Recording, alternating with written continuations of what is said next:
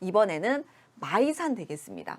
자, 우리 교재에 있는 그림과 선생님 설명을 동시에 해결할 부분인데요. 전북 진안의 마이산. 말 맞자요, 기 이자입니다. 말의 두 기를 닮았다고 해서 마이산. 간단하게 정리가 되겠죠. 두 번째로 첫 번째 마이산 기억하시고요. 두 번째는요. 봉이 두 개입니다. 그래서 동봉과 서봉으로 봉이 두 개로 나눈다는 거 첫 번째 기억하시면 되겠고 마이산의 의미와 동봉, 소봉 기억하시면 되고 두 번째로는 이 지층도요.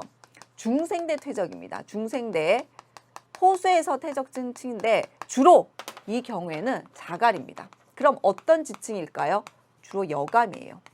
주로 여감이 퇴적된 지층이다 기억해 두시면 되고 이 지층이 호수에서 퇴적된 다음에 뭘 하게 되냐면 융기를 합니다. 여러분. 융기가 선생님 뭐라고 했죠?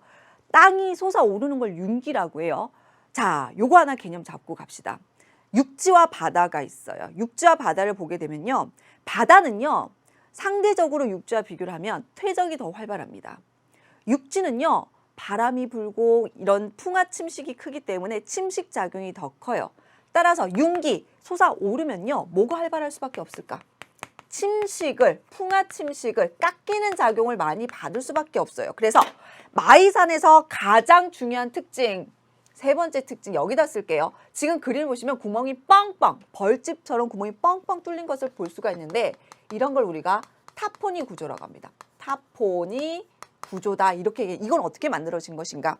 선생님이 물론 자갈로만 된 게 아니겠죠. 지층이 대부분이 여감이 구성이 되어 있는데 이 자갈이 빠져나가거나 풍화 침식에 의해서 혹은 무른 지층, 뭐 응해암과 같은 무른 지층이 풍화를 집중적으로 받게 됩니다. 그럼 그 지역만 집중적으로 풍화를 받다 보니까 구멍이 크게 만들어지는 타포니아 같은 구조가 만들어진다고 보시면 되는 거예요. 그래서 마이산 같은 경우에는 마이산의 명칭, 동봉, 서봉 기억하시고 두 번째는 중생대 호수에서 퇴적된 다음에 융기 그리고 풍화 침식을 받아서 타포니 구조 만들었다. 이거 꼭 기억하셔야 됩니다. 타포니 구조 잊지 않으셔야 되고요. 자, 그럼 우리 교재 문제 한번 보도록 할게요. 교재 있는 그림이나 문제 있는 그림이나 거의 같을 텐데 첫 번째, 구성 암성은 주로 중생대의 어느 환경에서 호수에서 퇴적된 자갈, 다시 말해서 무엇이다? 여감이고요. 그 외에도 편마암, 편암, 규암으로 다양하다. 주로 자갈, 여감으로 만들어졌고 다양성이 있다는 것까지 명심하셔야 됩니다. 그 오랜 중생대부터 지금까지 퇴적이 되고 있는데 단 하나 여감으로만 이루어질 수는 없다는 거 충분히 예상하실 수 있죠. 대체적으로 여감이다. 기억하시면 되고요. 두 번째, 산을 이루는 암석의 표면에는 움푹 패인 큰 구멍들이 많이 형성되어 있다. 선생님 이걸 뭐라고 했죠? 타포니 구조다. 이런 거 기억해 두시기 바랍니다. 그럼 문제도 금방 풀 수가 있습니다. 1번, 주로 변성암으로 이루어졌다. 무엇이라고요? 선생님이 퇴적된 자갈이다. 퇴적암의 대표적인 지역입니다. 기억 틀린 설명이고요. 니은 보시게 되면 풍화작용으로 형성된 타포니가 발달되어 있다. 선생님 풍화 침식 결과라고 말씀드렸습니다. 니은 옳은 설명이고요. 디귿 보시면 융기 후 침식.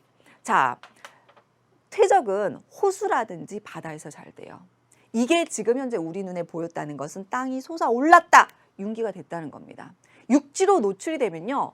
퇴적작용보다는 풍화 침식이 활발해요. 그래서 대체적으로는 퇴적, 융기, 풍화 침식 구조를 많이 따르게 됩니다. 아시겠죠?